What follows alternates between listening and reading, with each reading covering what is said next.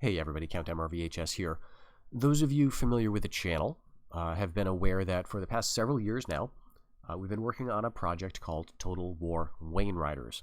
This is a mod for Rome Total War's Alexander expansion, the original, not the remaster, that sets the action in the mid-19th century of the Third Age of Middle-earth during the Wainrider invasions of Gondor and Rhovanion. Very interesting time in Middle-earth's history, and it's a project that I've been very happy to work on for the past several years. Now, we have made a lot of progress in that time, but some of you have noticed that there has been a lull in updates, and so I want to talk about that a bit today. One of the reasons for such a lull in updates is simply that the nature of the work that has been done most recently is not visual, right? So there has been a lot of discussion lately, or I should say the most recent work, has been in the area of like conceptualizing buildings and technology and development trees and so on. We want to make sure that we get all those elements right before we start coding it and implementing it, because it is very complex, right? The less you have to undo work that you have done, the better. So we want to sort of make sure that everything is just right before we get it really fully implemented. This has meant that despite having, on the surface, a lot of the essential elements for a mod, that is, units, a working map, all those things have been in place for quite some time, we have not yet had a playable release. And again, that is because while, I could go to the map right now and fire it up and show you what it looks like, the buildings have not been coded, the traits have not been coded. There's just a lot of stuff that remains to be done before this is anywhere near, sort of a testing phase.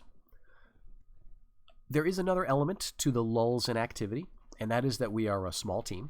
There is 4 members currently on the team, and we all have other obligations in addition to modding. I think everybody knows that. I'm not going to bore you with all of that stuff.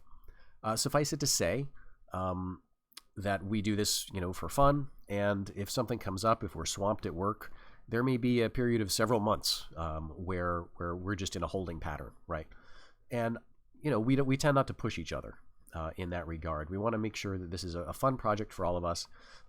So there's no like whips and tongs and things to try to encourage people to get stuff done. I like people to be working on something when they enjoy it, and if they can't, well, then we'll sort of wait.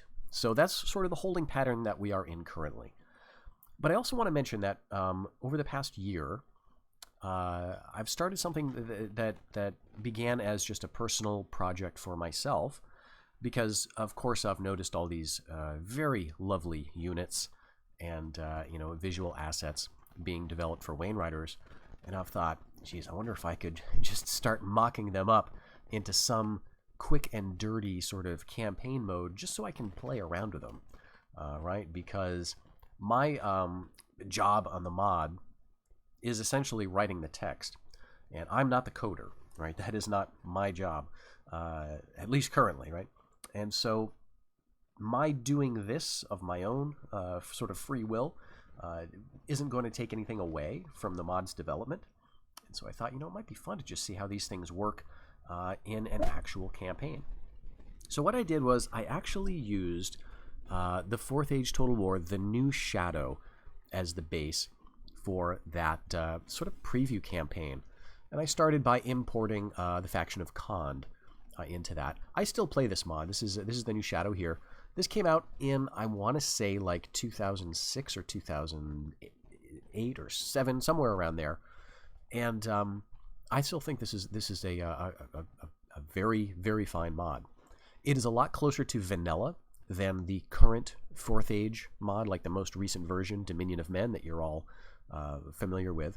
Some of you, I know, have played back to, as far as the New Shadow, and maybe some of you have even played the prior versions, Corsair Invasion and 4th Aerlingas and so on. This was my first mod ever, the New Shadow, and it shipped with 6 factions. You had the Reunited Kingdom, you had Harad, Rune, Dunland, Rohan, and then you had the Kingdom of Adunavar. And so this was really the beginning of the sort of shadow cult for the 4th Age and that sort of theme. which we carried through in Dominion of Men. Now, the reason I chose this particular version of the mod and not the full version, Dominion of Men, there are actually two big reasons why I did that. The new Shadow, many of you will know, is only half of the map, right? This is basically the very southern fringes of Mirkwood. It does not include Lorien. It does not include Tharbad, right? But everything south of that, just to give you a sense of scale. So this is like half the size. This is a smaller version of the map. Dominion of Men, of course, covers the whole known map of Middle-earth. Now, choosing a base mod that only includes half of the map, of course, simplified things, right? In terms of me bringing in factions and having to do all that work of creating the factions in this mod. The other thing that it did is, I will say that the new Shadow is built on a much simpler foundation than Dominion of Men. If any of you have gotten into the files for Dominion of Men, you know that is a very complex project. And I didn't want to go tinkering with that too hard because there's a lot of stuff to do, a lot of stuff to mess up. So part of that was the reason. This is the complexity, right? And the new Shadow is a simpler base to work with. I still think it's a very strong base. And in terms of the map, it covers, as far as the Wainrider Wars go, it covers the significant portion of that map, right? You've got Rovanion, you've got Gondor, you've got Harad, right? So it covers all of the main players in the southern theater of war. The other reason, this is also a very significant reason, is that the new Shadow's battle maps do not feature those little rocks that you can see in the Dominion of Men, and which, because we're using Dominion of Men as the base for the map in Wainriders, those rocks currently appear on our Wainriders battle maps. Those rocks mess up chariots, and we are working on some solutions to address that problem. But again, that's going to require some testing. We haven't tested those yet. So what I figured was, rather than me go messing around with that again, I'm not a coder. I thought, I'm just going to use this map. This map, the battle maps do not feature those little rocks. We'll be able to get the chariots in, and I'll be able to play around with the chariots and not worry about their glorious charges being fouled up by terrain features. Apart from trees, there are some trees in the southern jungles of Harad that do mess chariots up, but that's a little more reasonable. They're a little rarer anyway. So over the past year or so, I've been working on this and gradually bringing in different factions, and recently approached the team about it and said, what if I worked towards getting this ready as a kind of preview campaign? Right, we're not abandoning Total War Wainriders. I want to stress that this is something that it is just going to take more time for us to work on. Schedules need to line up correctly. Right, and so in the meantime, I thought, I'm going to work on this little project. I'm going to get it kind of ready to release. It is going to be a not perfectly polished, not anywhere near as complex as Wainriders, but it's at least going to be a platform for those of you who just want to see the units, right, and play around with the scenarios. And that's honestly what appeals to me the most about this period. Right, I just want to get in the driver's seat of the Wainriders, or see if I can hold out against them as Gondor, or take up the reins as Umbar, or one of these other factions that we've designed. So I want to sort of show you that today. We'll do like sort of a superficial flyover of this. I want to point out that there's a lot of little polish things that are not done, because this is just me working on it. Eventually I'll get to a lot of those little things, but this will just give you a sense of what's going to be coming down the pike, most likely a lot sooner than the full release of Wainriders, right? And so in that sense, it's think of it like a callback to when the new Shadow first released, I guess 18 or close to 20 years ago now, where you had the map of Middle-earth was smaller. It was a more constrained version of the map. But yeah, that's what we're looking at. So, work in progress. Let's go ahead and jump in here to see what I've done. So this is the map, the sort of area we're looking at. And these are the factions we're dealing with. Now, this little thing here, these little icons, are just to give you a rough sense of where the factions are going to start. Typically you would have like a sort of a coloration that shows you exactly the provinces the factions start with. But that was like a lot more work than this was. I thought, let's just throw some of these unit images in here. So I've got a lot of the stuff in, but there's still a few things that remain to do to polish. So we've got Gondor, of course. They do own Umbar at the beginning. We've got here, we're calling it the kingdom, or I'm calling it the kingdom of Near Harad. There are some changes between this preview version and the bigger version that we'll release. Because I'm working with a smaller portion of the map, I had more faction slots available. So Harad is going to be a little more crowded, which should make for things that, a little more complex and fun gameplay in the south, I guess. Just as sort of like a consolation prize for not being able to play Arnor or the Elves. But we've got the Kingdom of Near Harad.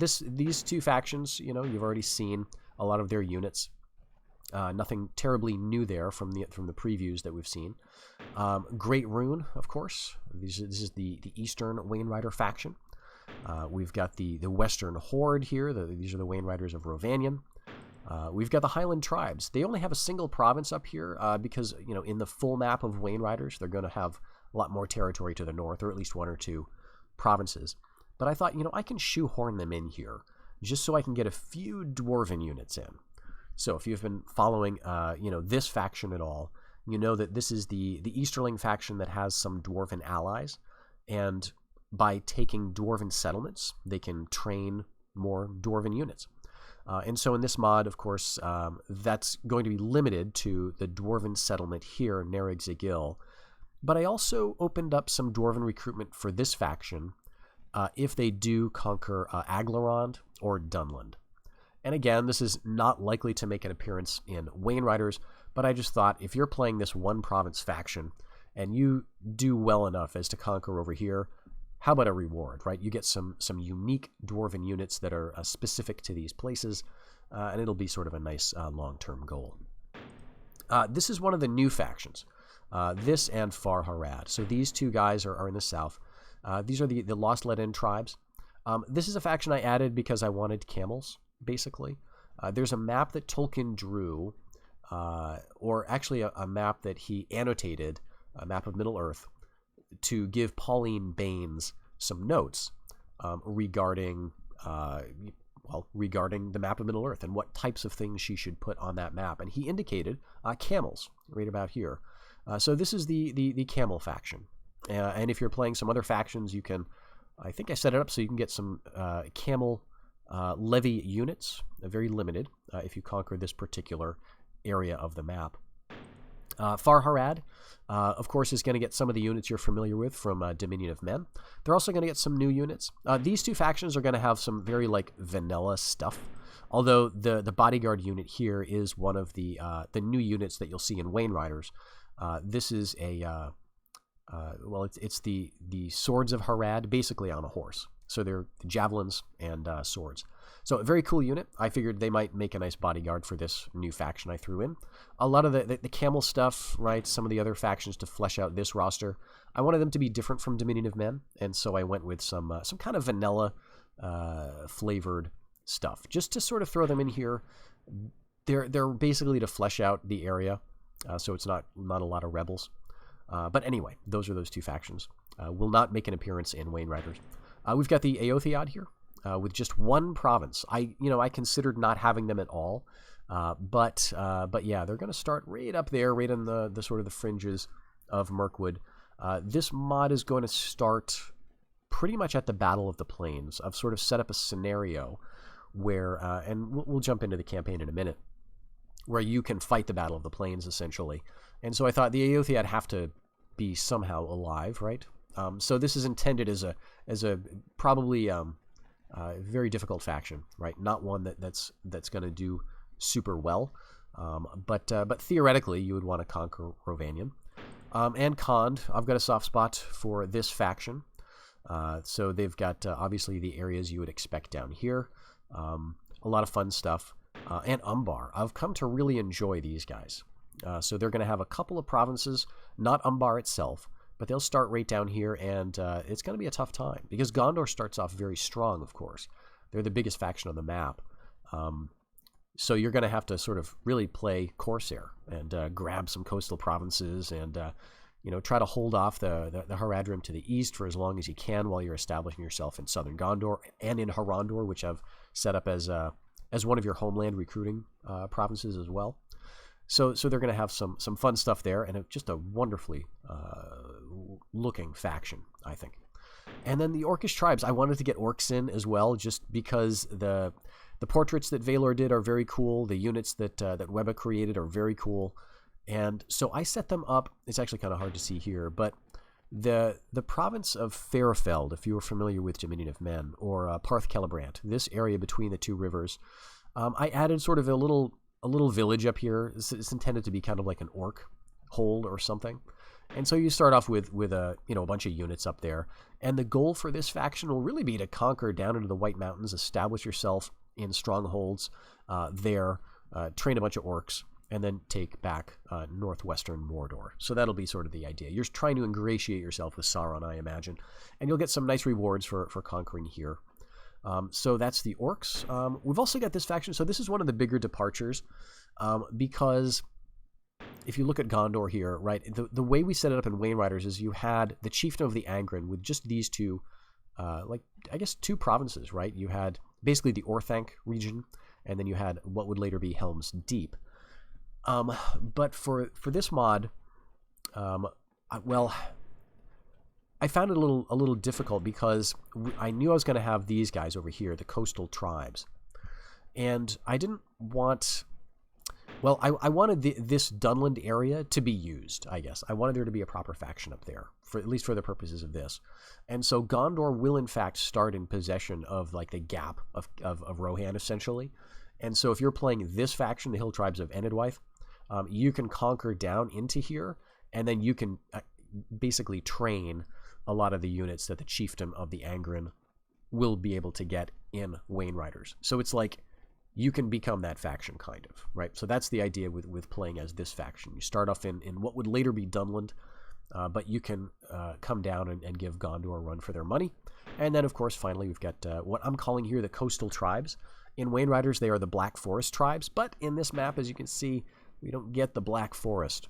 So this faction is just along the coast. So, yeah, let me jump right in here. And again, there's a lot of visuals that are not totally set up, but I can sort of show you, I guess, how things might look. Maybe we can show you the Western Horde. No, how about, let's see. Yeah, let's go with these guys, Great Rune, and we'll just show you kind of what the map looks like. Again, you'll get a lot of stuff from 4th Age Total War, loading screens and so on. These are things that I can adjust, but what I've been focusing on lately is stuff that will most affect gameplay. So, I'm definitely going to do another pass through visuals and things. This gives you a clearer idea of where the factions start. And if you're playing as Great Rune, you've got these guys right here, the Highland Tribes, as a bit of a problem for you. We're going to change names as well. We've got Alof up here, so I need to maybe do a bit of work with names. I'm not too worried about that, honestly. This is intended to be a very stripped-down campaign. But one of the things I always enjoyed about the New Shadows campaign was it did play a lot faster than Dominion of Men. Now, I love Dominion of Men. It's a more methodical campaign. It's more complex. But sometimes you're in the mood for a more fast vanilla-style experience. And so, in terms of the buildings and so on, I kept pretty much all of that structure from the New Shadow. So you will have, there's no like homeland dominion or anything like that, but there are homelands in the sense that there are certain regions where you'll be able to train different types of things depending on, where you conquer. So you've got the barracks line of buildings. You've got the stables line of buildings. We've got large cities. And because also we're using the New Shadow, we are using population mechanics here, right? I decided just to keep that rather than make everything a large city like Dominion of Men does. Now, of course, there are pros and cons with this. The population mechanics that are vanilla in Rome Total War work more to the advantage of the player because you can, game them a lot easier than the AI can. But after doing some sort of playtest campaigns here, I'm very happy to say that the AI does a good job growing its cities, especially the Wainrider factions. They've done a very good job teching up, getting to the large city and building their highest buildings and specialization stuff. So just to sort of give you a sense of how this kind of works, right? You've got your, again, a lot of the visuals here from vanilla. I'm fine with that. I don't mind how this looks. And again, that's not necessarily the goal of this preview. But so you've got like warband and skirmishers, very basic stuff at tier 1. Then you've got axes and archers. And then let's see. Oh, I added a sword unit here, which this is not what they look like, but they're basically dismounted riders of rune. But again, because it's just me working on it, I don't have the ability to do proper unit cards. So maybe that's something I can look into about getting actual visually appropriate unit cards set up. But it's more priority at the moment getting everything sort of in-game. So they've got a sword unit. They've got also this very nice chosen infantry unit, super elite. And then, yes, the Wainrider chieftains, which actually should probably be at tier 3, and these guys should be at tier 4. So, you know, maybe one or two things to swap around in the name of balancing. But I've also got some, you know, some other buildings that I've repurposed. Before I get to that, though, let's just go through the stables for the sake of completeness. So the stables for the Wainrider factions, I've decided just to be chariots. So there's no, like, cavalry. They don't get any native cavalry. Their bodyguards are wains. And at the stables, they make chariots like this, like melee chariots, or war wains, like javelin-throwing chariots. Where you get cavalry is from a few different places, but probably the most common is going to be these Easterling migration buildings. So these are just based on the arenas, the fighting pits. If you remember 4th Age, the New Shadow at all, you had these fighting pits. That's where you'd eventually get berserkers out of. Well, I've just reflavored those to Easterling camps. They still allow, or they allow for population growth. The idea is it represents migration coming in. And it also allows you to sort of grab some units from what I'm imagining are the periphery of the Wainrider Empire. We've got 2 cavalry units here, the Steppe Lancers and Easterling Horse Archers. The reason I had these guys off in their separate recruitment line was because I imagine the Wainriders are at core, you know, like a chariot faction, and you don't see many examples in history where chariots exist alongside cavalry for very long. And so I'm thinking it's just easier for me to conceptualize their cavalry as coming from kind of off map, like these other nomadic tribes or whatever, who have been swallowed up by the Wainrider Confederacy, and so you can move them in. So these are going to give some population bonuses. They'll help you grow your settlements, and they'll also get you those very useful cavalry units to augment your otherwise chariot cavalry style. You've also got specialization buildings. Again, this is not how stuff is going to be set up in the full Wainriders mod, but for the purposes of this, just easier to keep this structure in place. So city development at the highest tier of a city, certain factions can build this building, which gives you different options. In this case, both of the Wainrider factions get the same 4. So you can get a Thrall Stockade. It's going to give you money, but decrease happiness, basically. So this is good for, you know, developing your settlements to the fullest of their potential, but it's, you know, a slave economy essentially, so people are not too happy about that. Cattle Trader is fantastic for economy, of course, just like it was in the New Shadow. And then Fortified Camps, a couple slightly differently conceptualized things. This is going to require the 2nd tier migration, and this is where you can get some settler wains. Now, if you've played the New Shadow, you may remember that there are a few units that were specifically intended for managing your population and taking population from one province that had like a ton of people and moving it to another region that you want to grow, and you disband them there.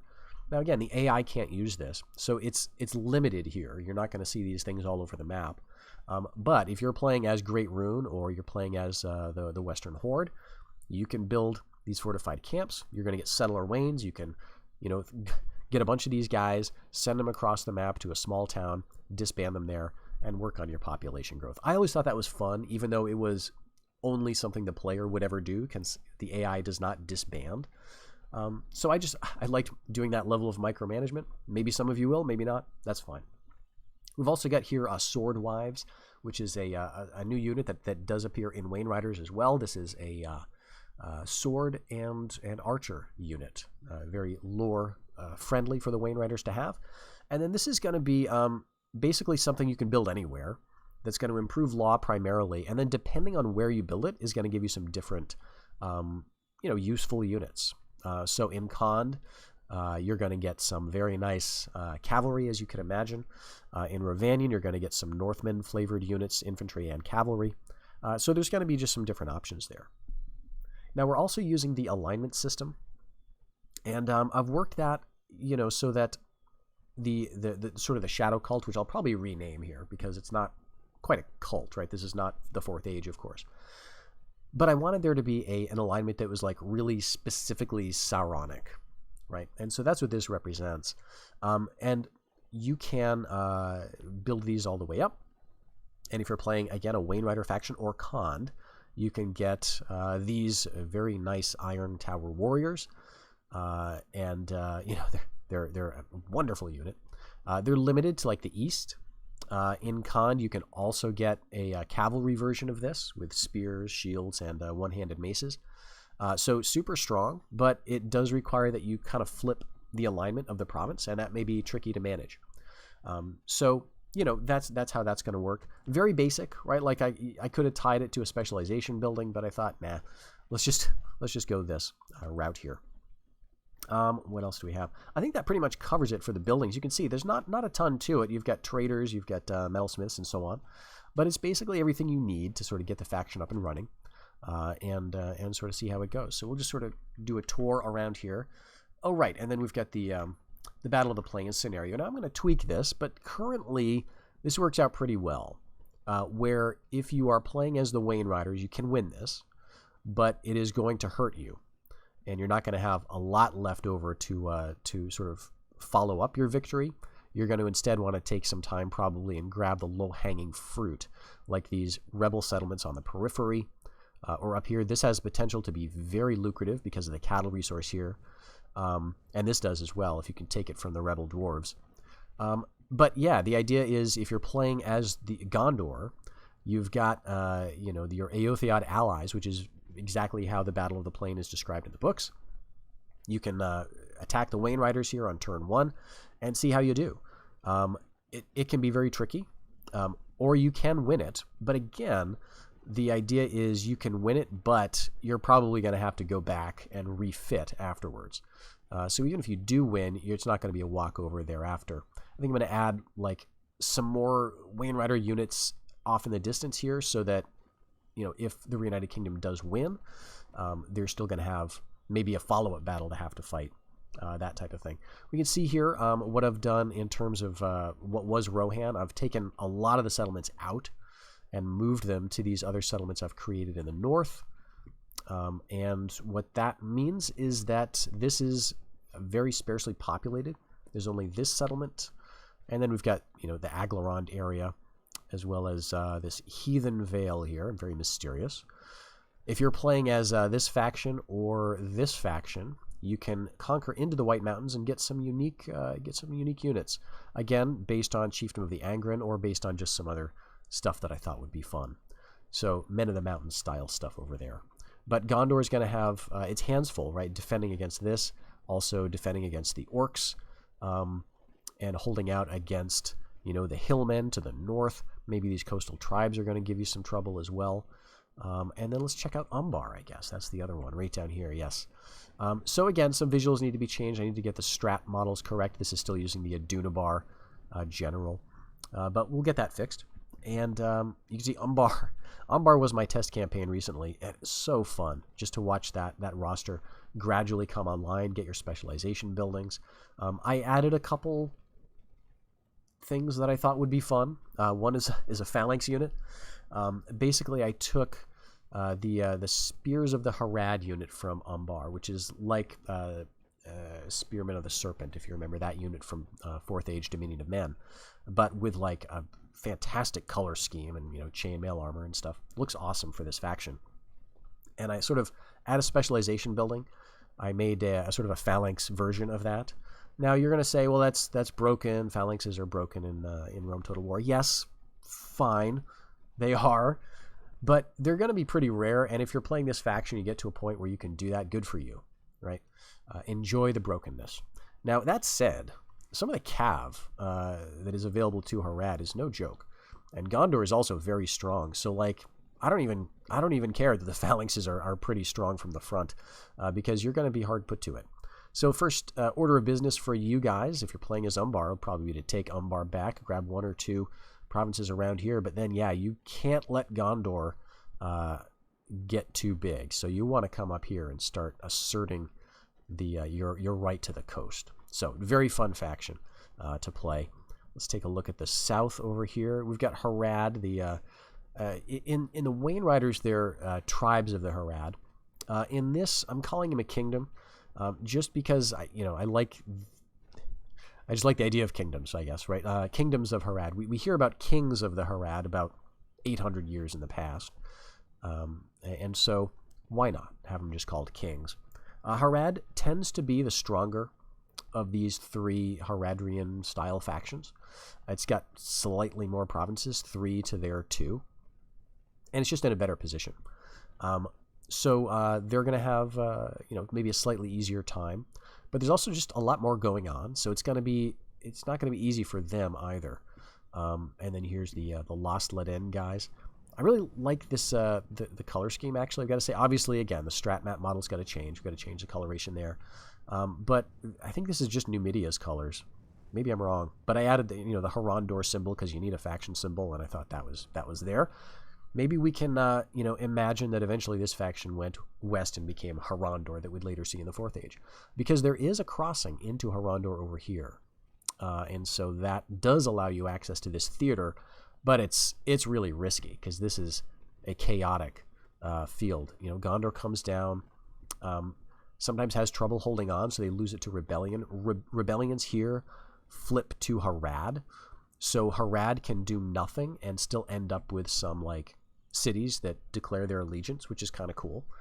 So you may have a bit of a hard time as the Lost Let In. One thing I did add was a crossing here, and I need to do a bit of work to make this more visually obvious, but this does work. And this is just a pass over the Shadow Mountains, Mountains of Shadow. And so if you're playing as this faction, you can just get up here and get into Nirn, which is actually pretty safe for a while. I've walled off this area, so the plain of Gorgoroth is basically accessible only from Gondor, and I think I'm going to do the same up here. And you could argue that that's unrealistic and whatever, but what I want to do again is allow for a recreation of the kinds of battles that we read about in the books, right? So in order to do that, you got to sort of nudge the AI a little bit, and I really don't want factions like attacking through Mordor. Because that just never happened historically. Even when Sauron was not here, we never hear of Gondor having to worry about attacks from Nirn. And there seems to be no reason why, right? Because this is, by all accounts, fairly fertile. So why would there not be some power in the east that would arise and take it and then just march over the plain of Gorgoroth and attack Minas Ithil? Why not? I think the reason why not is narrative reasons, quite frankly. I don't think there's like a realistic reason why. I think it's because, this is the homeland of Sauron, right? And so this is not like a throughway for the barbarians of the East.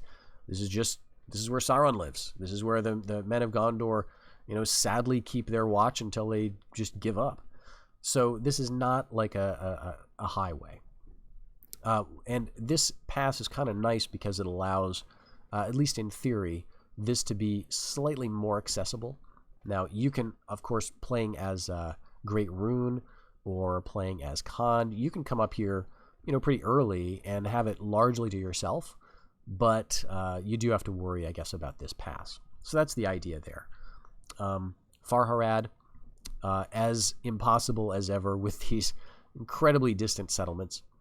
You may notice there's a few slight differences with the map. We've got some ivory down here. We've got some ivory up here.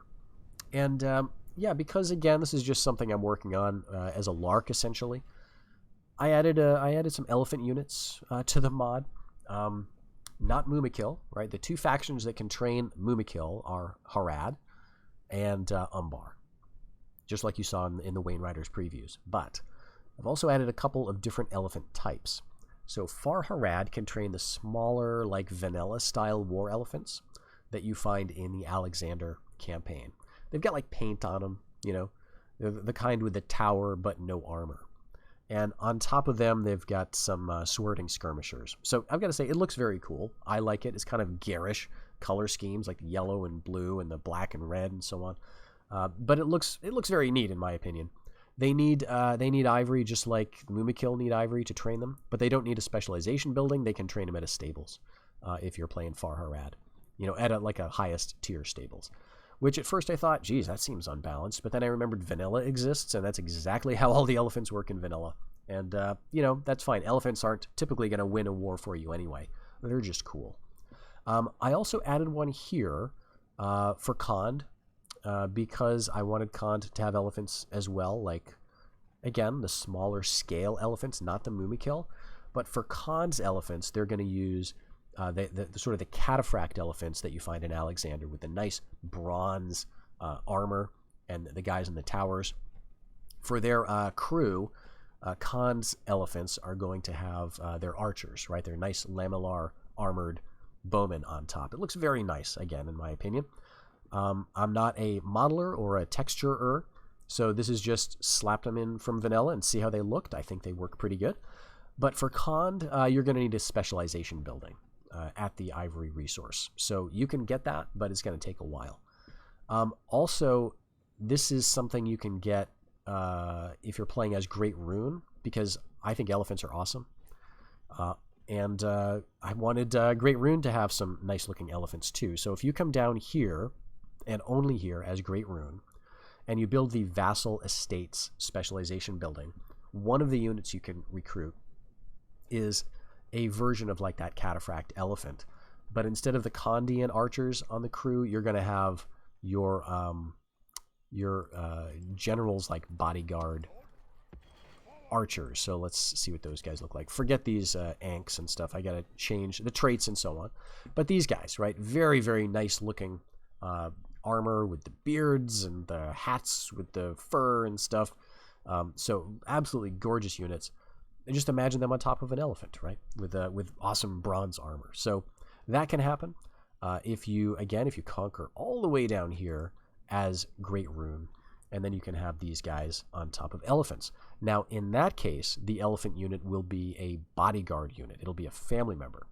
So totally ridiculous. Definitely not practical, right? It'll be stupidly expensive. And they're subject to running amok, routing and murdering your entire army. But you got to do it. So I just thought this is some stuff I thought would be cool. That's the theme, I guess, of this preview campaign. And again, a lot of the stuff that's in here, not a lot, but some of the stuff that's in here is not going to appear in the final version of Total War Wainriders. So I thought, since I'm here, I'll just do some silly stuff, some stuff that I thought would be interesting, and just see if I can make it happen.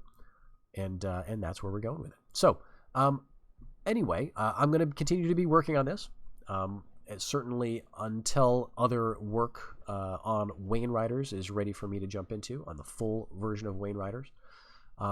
And what I plan to do is spend some time getting this just up to snuff, and then releasing it so that you guys can jump in and see all the work that our talented team have been doing over the past several years. So you can at least play with some of the units, even if it's not in the most perfectly balanced state, even if it's not totally reflective of how the final version of the mod will be. I thought it might be fun. Some of you might appreciate that. If not, that's fine. I understand that some of you really just want to play the elves, right? Or one of the elven factions, or you want to play as Arnor or Angmar. And I get that, but that you'll have to wait. It'll be a while, but I think that the wait will be worth it. So at any rate, let me know what you think. I would not mind jumping into this, going over any factions in a little more detail. If you're curious about that, just let me know, and I can do that. But until then, have a nice day, and I'll see you in the next one. Take care.